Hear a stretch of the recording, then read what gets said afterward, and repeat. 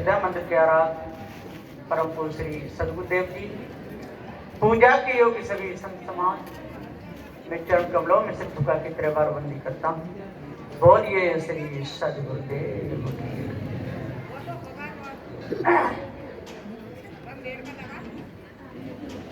पिपलाद ऋषि ने कहा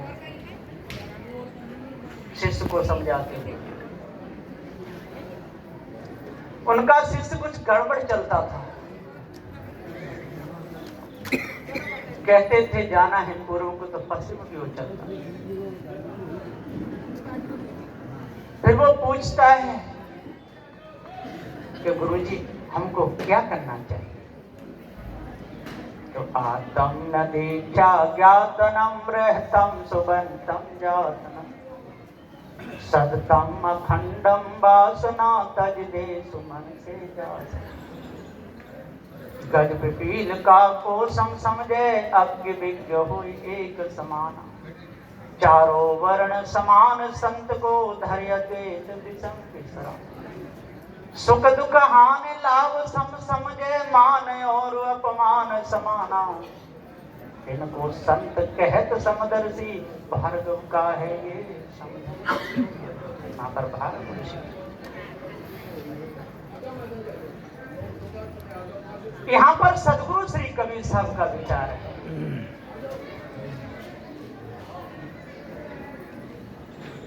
सदगुरु श्री कबीर साहब कि जब तक हमको निज के विषय में पूरा बोध नहीं होगा तब तक हम संसार में भटकते ही रहेंगे।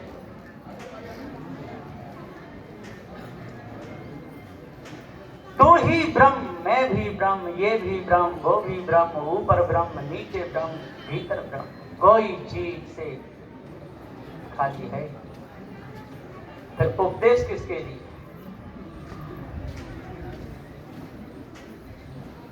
निंदक जाको जानिए जाको नहीं पहचान। है कछ और कहे कछ और, यह निंदक सहजा। कबीर पत्ते नंबर के साथ है 225। निंदक उसी को कहते हैं इसको ठीक पहचान नहीं, और ठीक पहचान हो गई फिर काई की निंदा। पत्थर को पत्थर कहने में कोई निंदा? पानी को पानी कहने, पानी जड़ है चेतन नहीं, ये कौन सी निंदा हो? पत्थर है, जड़ है, इसमें जीव बढ़ ही नहीं सकता है। पूरे विश्व के प्राण प्रतिष्ठा वाले इकट्ठे हो जाए, लेकिन पत्थर में प्राण नहीं पड़ सकते। पत्थर में प्राण नहीं पड़ सकते ये कहना कोई निंदा है? निंदक वाको जानिए जाको नहीं पहचान। वो उसका मनन करके और पूजा कराए दे वो निंदक है। जैसी बात ना हो वैसी कह के उसका मनन कर दे वो निंदक, उसे निंदक कहते। जैसे स्थान स्थान का नाम है, यदि निर्णय किया जाए तो स्थान का कोई अर्थ होता है। स्थान माने कुछ और स्थान माने है, ये पक्की बात है। स्तुति वंदना प्रार्थना, स्तुति निंदा, ये सारे संसार में स्तुति लोग करते हैं, स्तुति कोई नहीं करता।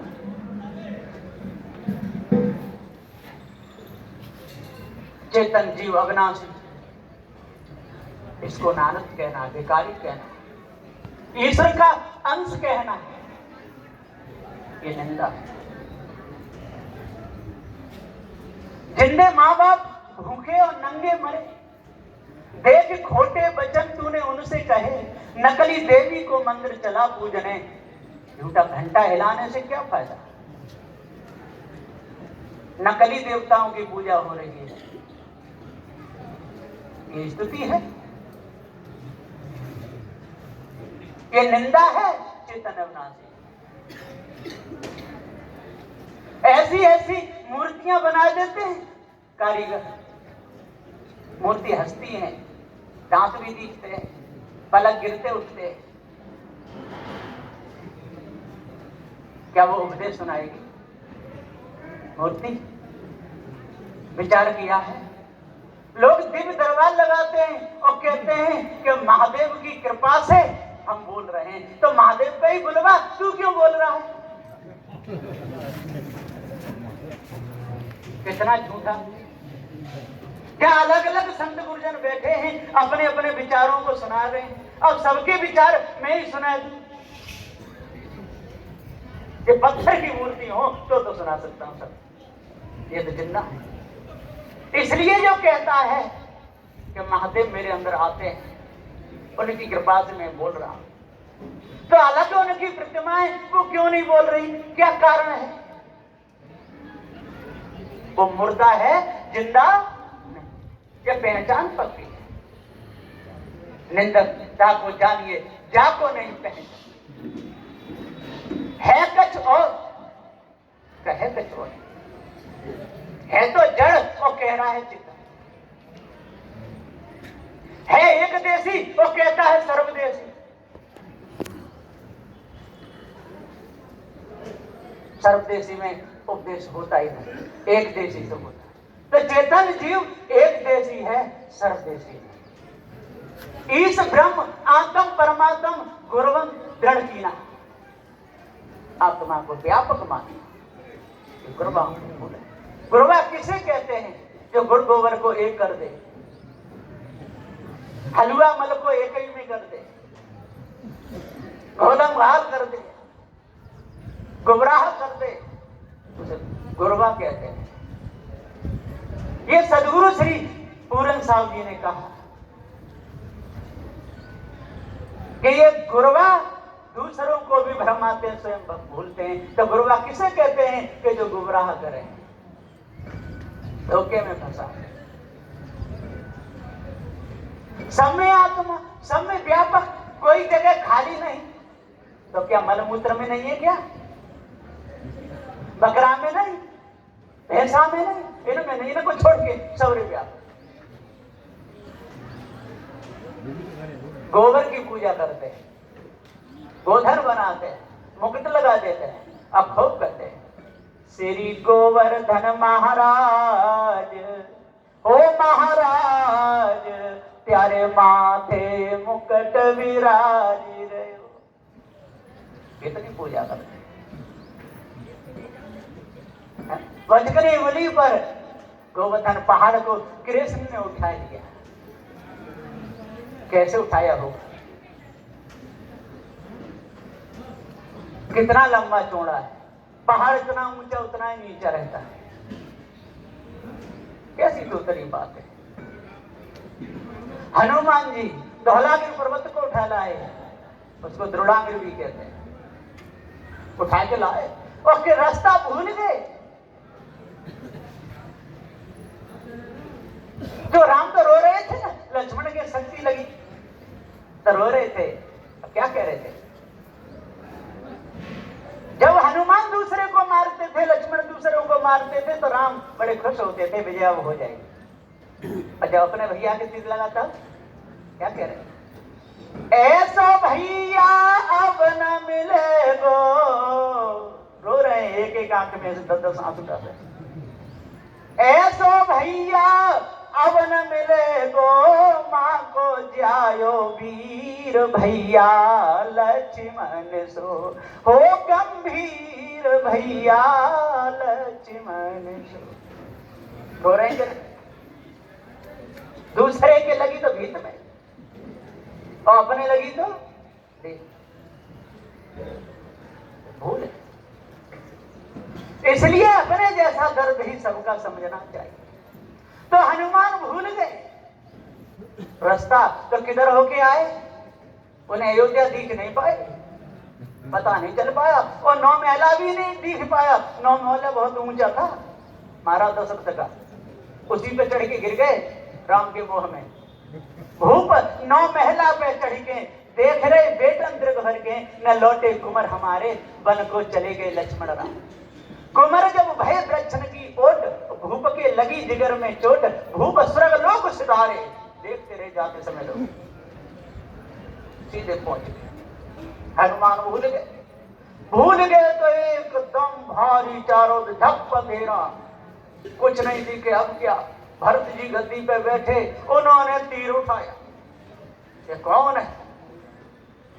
तो कहते हैं कि ऐसो मारो भरत जी ने बाण लगुरिया, हनुमत योधा नीचे गिरी गए।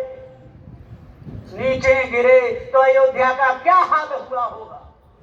हाथ पे पर्वत तोड़ा। विचार करने की बात है। जब ऊपर से इतना अंधेरा हो रहा था तो नीचे तो चटनी बन गई हो। गिरे तो वीरासन से बैठ गए और हाथ पे पहाड़, और खड़े कैसे हुए होंगे लोग? मुंह में से आवाज निकली, हाय राम, हाय राम। हमने कैसे बोले? भरत जी बोले, ये तो मेरे भैया का नाम है, आप कौन हो? कि भैया लक्ष्मण की शक्ति लगी है मेघनाथ ने मारा, और मैं वहां नहीं पहुंच पाया तो उनके प्राण छूट जाएंगे। भरत जी बोले, बैठो मेरे बाण पे। अब कितना लंबा चौड़ा बाण होगा हनुमान का, अब पर्वत का बाण। बोले नहीं, इतना थोड़ी कमजोर हूं, जय श्री राम। अब ये कितनी रोटी खाते होंगे, कितनी दाल पीते होंगे, कितनी सब्जी लगती होगी इनके लिए।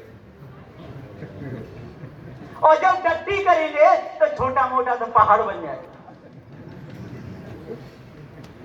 पेशाब की तो नदियां बहने लगी। साधु जी कहते ये पहचान नहीं करते, ये संत गुरुजन पहचान कराते हैं कि ये झूठी बातें हैं, ये निंदा नहीं। निंदकता को जानिए, जाको नहीं पहचान। वो सही मान लेता है कि ठीक है, वो निंदक है। झूठी बात को सही मानने वाला कौन है? निंदक। निंदकता को जानिए, जाको नहीं पहचान। है कछ और कहे कछ और है। क्या निंदक सहता? ये सही ठिकाने की बात है सदगुरुदेव की। गुरुदयाल साहब ने कोई कसर नहीं छोड़ी बताने। फिर भी यदि कोई कसर रह जाए तो इसमें संत लोग क्या कर सकते हैं?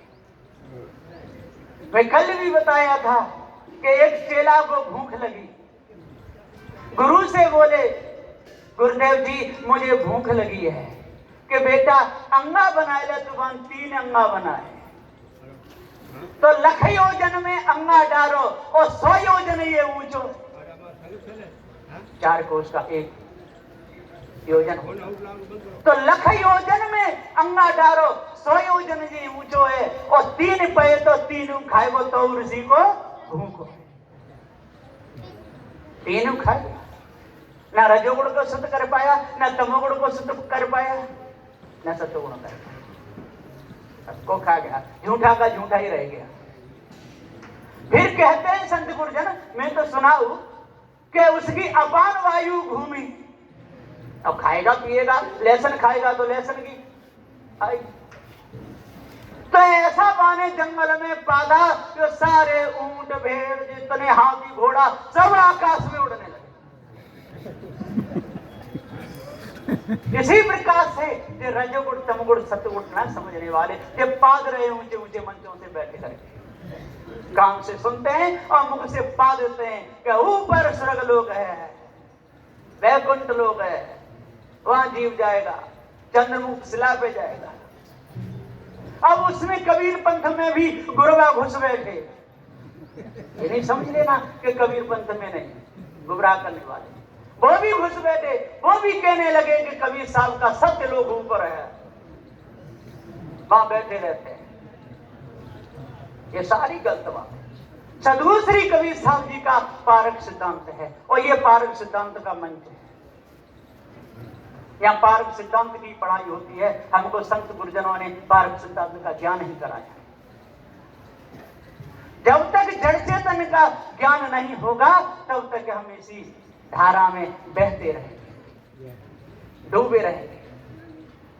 तो निंदकता को जानिए, जाको नहीं पहचान। इसको पूरी पहचान नहीं है, कुछ का कुछ कहता है, वो निंदा कर रहा है। उसकी भी निंदा है, पूर्वजों की भी निंदा है, यहाँ पैदा हुआ माता पिता की भी निंदा है, और संत गुरुजनों की भी निंदा है।